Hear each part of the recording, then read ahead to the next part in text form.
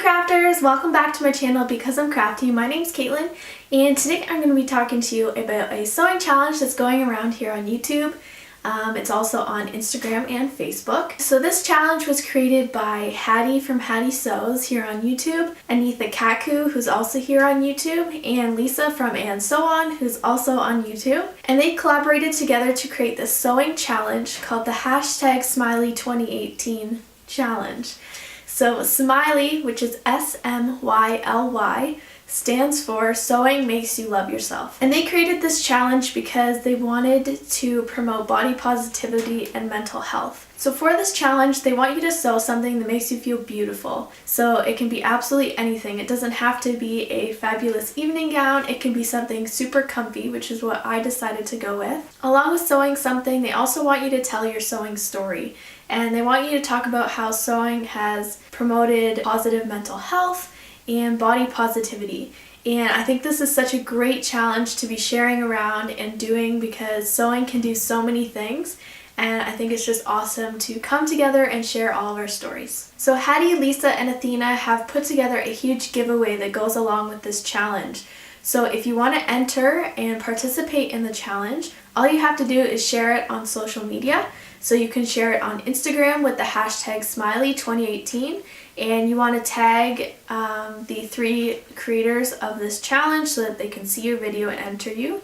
You can also join the Facebook page and enter there, or you can make a YouTube video like I'm doing and just make sure that you also go on to Instagram and share a photo and make sure you can share your thumbnail of your video or something like that, just so that they are aware that you've done the challenge, they can see what you've made, that you've shared your story, and then they can enter you into the giveaway if you'd like to. So first I'm going to talk about what I made for the SMYLY challenge. And I had some beautiful, beautiful fabric from Urban Custom Fabrics. They are a Canadian company and they do digital printed fabric on cotton lycra, brushed poly, and French terry. They do a little bit of swim sometimes as well. So some of the fabrics I buy for my business, and most of them I buy for myself to make my own clothes. That's something that I really want to work on this year. So I fell in love with one of these prints they had a couple rounds back called Mermaid Locks, and I bought some cotton lycra out of that round and I made a beautiful dress out of it. I'll post a little picture here, and I love that dress. It's so comfortable. I kind of self-drafted it / used some of my own clothes to cut it out, and it turned out really well. And she actually put this round through again, this print, and brightened up the colors. And so when I seen it in the new color range, I just had to have it. So I ended up buying some brushed poly and French terry. So I really wanted to make a whole outfit with this print because I just fell in love with it. It's so colorful and I am obsessed with mermaids, so I just loved it. And so I went searching for patterns for this challenge. Now I don't usually use patterns. I like to either self-draft or take some of my old clothes and kind of cut from the clothes that I already have that fit nice. But this time I decided I really wanted to seek out a PDF pattern. I'd never used one before, and so I really wanted to find something to make. So I had in mind a hoodie and leggings, patterns for pirates, and they are an online website that has PDF patterns. I think they're on Etsy as well. And their peg leg pattern for leggings was a free pattern that they offer on their website. So they have the leggings themselves, and then they also have an add-on pack that has different options so you can kind of spice up your leggings so they're not so plain.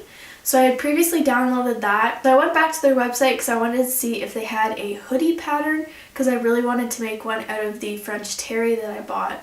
So I ended up finding their Slim Fit Raglan and their Slim Fit Raglan add-on pack. So I bought those together as a bundle, and that's what I made my top with. And then I used the peg legs for my leggings out of the brushed poly. So it's certainly a nice comfy outfit, and I'll show you how it looks. So I really enjoy how the leggings feel. This brushed poly is so soft, and it's got a really nice stretch to it.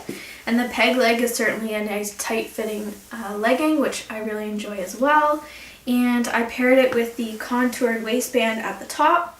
I did modify it a little bit because I have a really short torso, and I found that once I added the contour waistband, it was almost up to my boobs and it felt a little too high. So I did modify and cut down the pattern a little bit. And I also sewed an elastic in the top of the waistband when I serged it together, so it's just got a little bit of extra support. And for the top, I made the slim fit raglan with the cowl neck add-on. So I had this fabric for the band, the cowl, and I did a little bit of detailing on the pocket, and I actually got this from Fabricland a while back. I thought it would match really well. And there's just something about this print that I just love so much. It's so bright and colorful. It makes me feel happy, and I don't know, it's just so rainbow and I just love it. So I have some extra French terry left over for making this top. So I think I'm going to make a matching pair of jogger / sweatpants. I think it'd be really nice to have a matching pair since the brushed poly looks like it's almost a different color. It's just a bit off because it's a different fabric. So I want to make some matching pants so I have like an entire full outfit. And of course there's so many other add-ons with that pattern. I'm going to be making a few more that you're going to see in another video.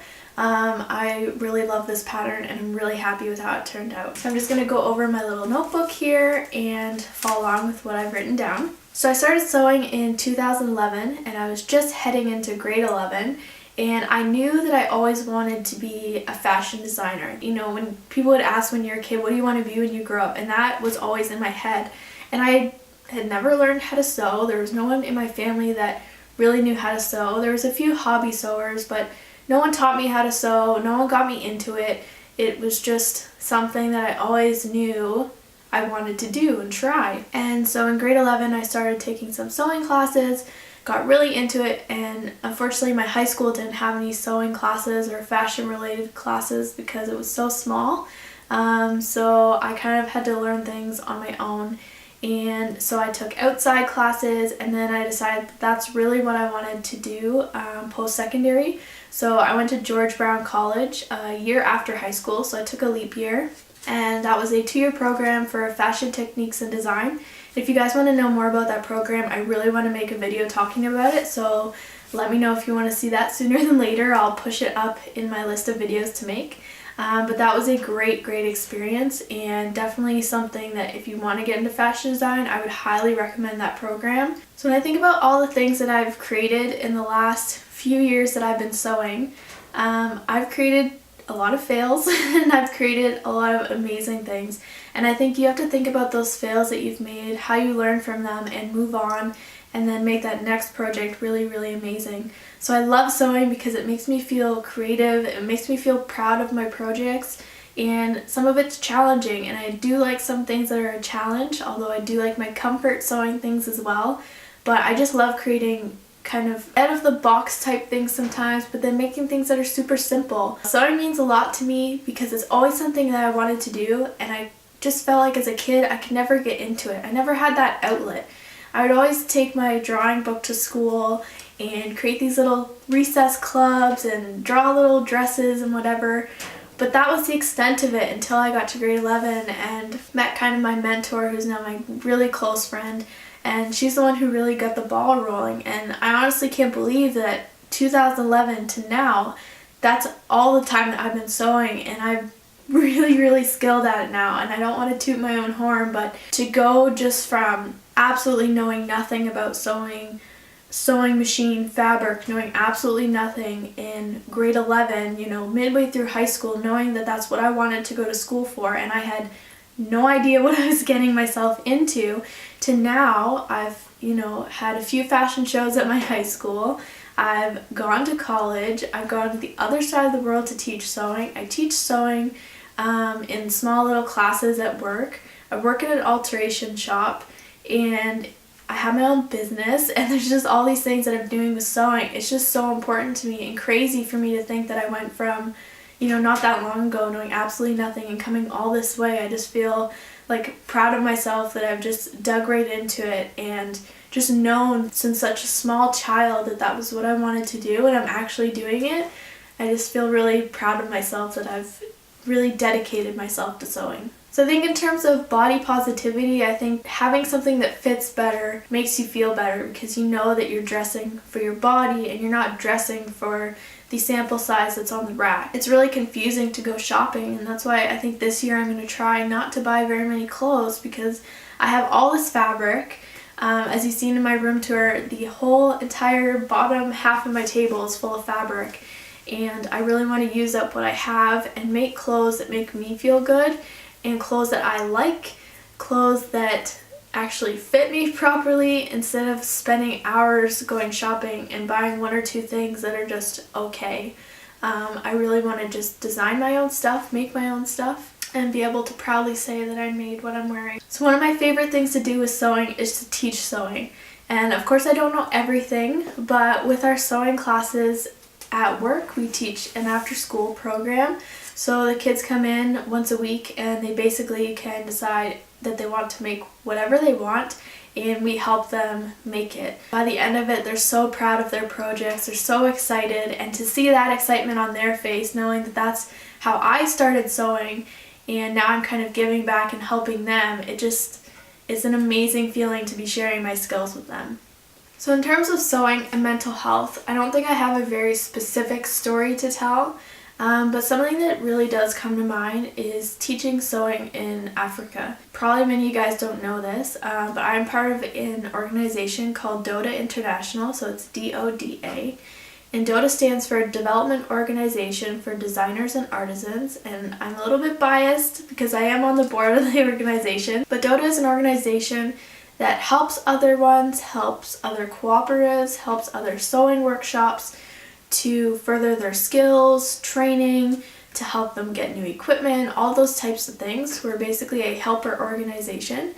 And my friend and mentor Joanne, who I've already mentioned, she started going to Rwanda to help sewing workshops way back. She's probably been doing it almost 10 years now. And a few years ago we started an actual organization because she was doing it all personally. So we made it official and created DODA International. In their native language, Kinyarwanda, DODA means to sew. So that's kind of where the name comes from. So we have a workshop in Rwanda, and we have a group of sewers there, and we basically go there almost every year for about a month at a time. We help train them, we help them learn how to make different products, and then we will bring the products back here and sell them here in Canada. And once we sell them, then the profits go back into the organization to help keep it running. So we help them pay for their utilities and rent, we help them pay for their salaries if they've had times where they haven't had many jobs. So we just help support them year long and help them become self-sustainable so that they can support themselves and their families. And so now we're kind of in a transition period with them, and so we're just trying to figure out how to keep moving forward with them in this new year. So mentally, I feel like sewing has affected me because I've actually gone with Joanne to Rwanda twice now. I went in 2015 and 2016. So I think going there and seeing kind of how people live on the other side of the world in a different country was a really eye-opening experience for me because I'd never been to an international place, and how the different struggles are in different countries, but also how amazing other places can be. I never even would have imagined how Rwanda would be. So I don't know if you know the history of Rwanda, but they had a genocide in the 90s, and that was a horrific event. And to even see how much they've grown now, how much they've developed, you would never even guess that such a awful thing happened there. You would never even know.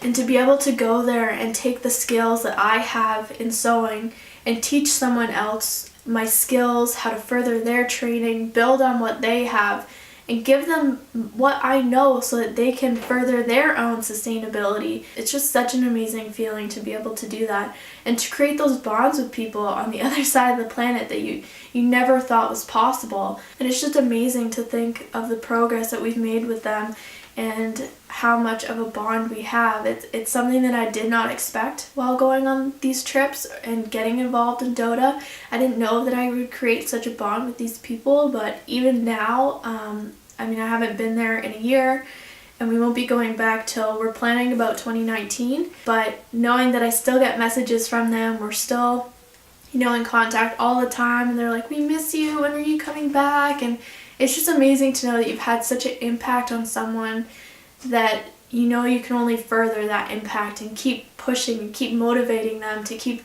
doing more. And having that experience of going and seeing somewhere so different from the place you're from, I think it definitely has had an impact on me mentally. So I think having those trips in Rwanda and teaching genocide survivors and widows and orphans how to sew has really put life in perspective. And I think sewing has really helped with that, especially if I'm having a really bad day. I just think about those types of experiences that I've had and how sewing has taken me to those places, why it's taken me to those places, and that passion that I really have for it inside. It's really been an amazing experience so far, and I can't wait to see where else it takes me.